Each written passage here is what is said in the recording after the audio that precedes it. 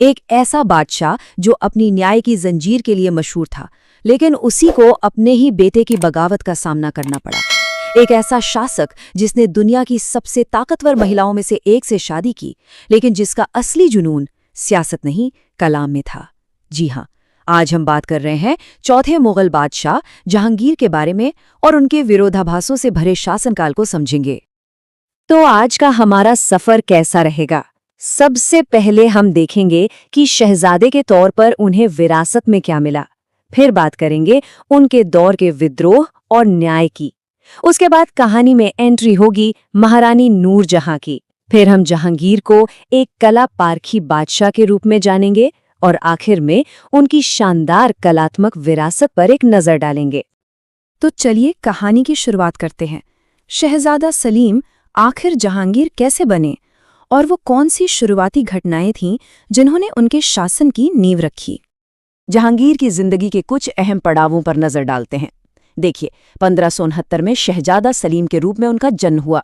फिर 1605 में करीब 36 साल की उम्र में वो गद्दी पर बैठे। 1611 में उनकी जिंदगी में एक बहुत बड़ा मोड़ आया जब उन्होंने मेहरुन्निसा से शादी की, जो आगे चलकर नूरजहां बनी। और आखिर में 1627 में उनका शासन और जिंदगी दोनों का सफर पूरा हो गया। तो 24 अक्टूबर 1605 को जब शहजादा सलीम बादशाह बने तो उन्होंने अपना नाम रखा जहांगीर, जिसका मतलब होता है दुनिया को जीतने वाला। और सिर्फ इतना ही नहीं, उन्होंने एक बहुत बड़ी उपाधि भी ली, नूरुद्दीन मोहम्मद जहांगीर बादशाह गाजी। ये एक तरह से पूरे साम्राज्य पर उनके अधिकार का एक जबरदस्त ऐलान था। जहांगीर ने एक बहुत ही अनोखा काम किया था, ये पक्का करने के लिए कि हर किसी को इंसाफ मिले, और वो थी जंजीर आदल, यानी न्याय की जंजीर। जरा सोचिए, आगरा के किले से यमुना नदी के किनारे तक सोने की एक लंबी जंजीर बंधी थी जिसमें 60 घंटियां लगी थी। कोई भी, कितना भी आम इंसान क्यों ना हो, उस जंजीर को खींचकर सीधे बादशाह तक अपनी फरियाद पहुंचा सकता था। कमाल है ना? लेकिन जहांगीर का शासन चुनौतियों से खाली नहीं था। और पहली और सबसे बड़ी चुनौती आई भी तो कहां से? उनके अपने ही घर से, उनके अपने बेटे की तरफ से। बादशाह बनने के बस 1 साल के अंदर ही जहांगीर को अपने सबसे बड़े बेटे खुसरो की बगावत का सामना करना पड़ा। खुसरो ने गद्दी पर अपना हक जताया और नतीजा ये हुआ कि जालंधर के पास एक लड़ाई हुई। इस लड़ाई में खुसरो की हार हुई, उसे पकड़ लिया गया और बाद में उसकी आंखें निकलवा दी गईं। ये जहांगीर के शासन की एक बहुत ही दुखद और अहम घटना थी। इस बगावत का असर बहुत गहरा हुआ। खुसरो की मदद करने का आरोप लगा 5वें सिख गुरु अर्जन देव पर और उन्हें मौत की सजा दी गई। ये वो घटना थी जिसने मुगलों और सिखों के रिश्तों को हमेशा के लिए बदल कर रख दिया। जहांगीर के दौर में विद्रोह और न्याय के अलावा एक और ताकत भी थी जो शायद पर्दे के पीछे से पूरे साम्राज्य को चला रही थी, और वो ताकत थी उनकी बेगम महारानी नूरजहां। तो ये नूरजहां थी कौन? असल में उनका नाम था मेहरुन्निसा, जिसका मतलब है महिलाओं में सूरज। वो ईरान के एक ऊंचे घराने से थीं।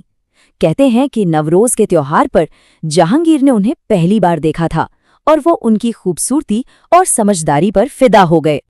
मेहरुन्निसा का महारानी बनने का सफर कमाल का है। 1611 में जहांगीर से उनकी शादी हुई और उन्हें नूर महल का खिताब मिला, यानी महल की रोशनी।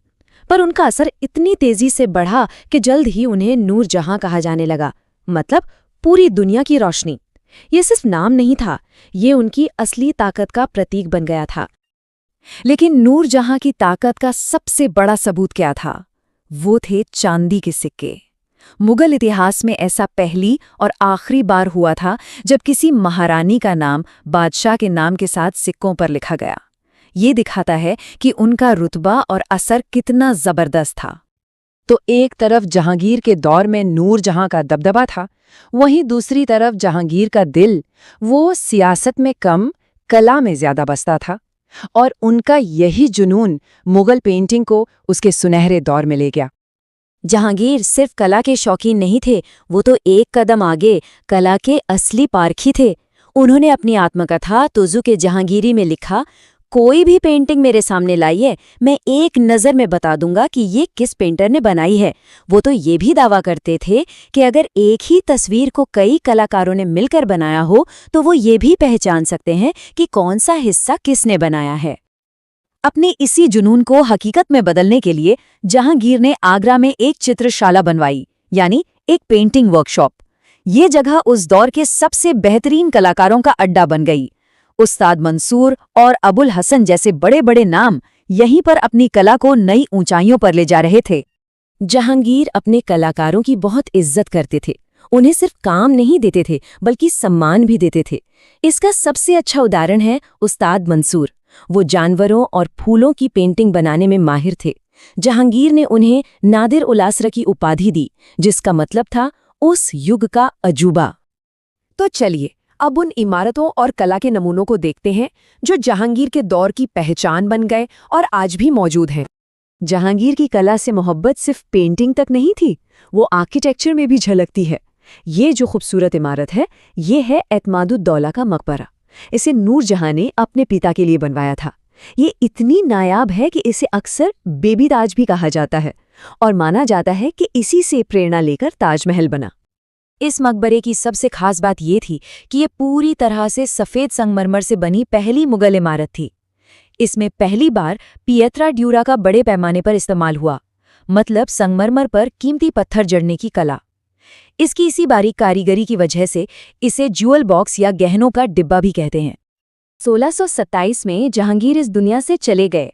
उनका मकबरा आज के लाहौर के पास शाहदरा में रावी नदी के किनारे बना है। ये मकबरा आज भी उनके कला और प्रकृति प्रेम की एक शांत और खूबसूरत याद दिलाता है। तो आखिर में एक सवाल मन में आता है, जहांगीर को किस तरह याद किया जाए? एक महान कला संरक्षक के तौर पर जिसने मुगल आर्ट को बुलंदियों पर पहुंचाया, या फिर एक ऐसे बादशाह के तौर पर जो अपने आसपास के ताकतवर लोगों, खासकर नूरजहां कैसर में था? शायद यही सवाल उनके पेचीदा व्यक्तित्व को सबसे अच्छे से बयां करता है। जब तक न सफल हो नींद चैन को त्यागो तुम। जब तक न सफल हो नींद चैन को त्यागो तुम। संघर्ष का मैदान छोड़कर मत भागो तुम। कुछ किए बिना ही जय जयकार नहीं होती। कोशिश करने वालों की कभी हार नहीं होती।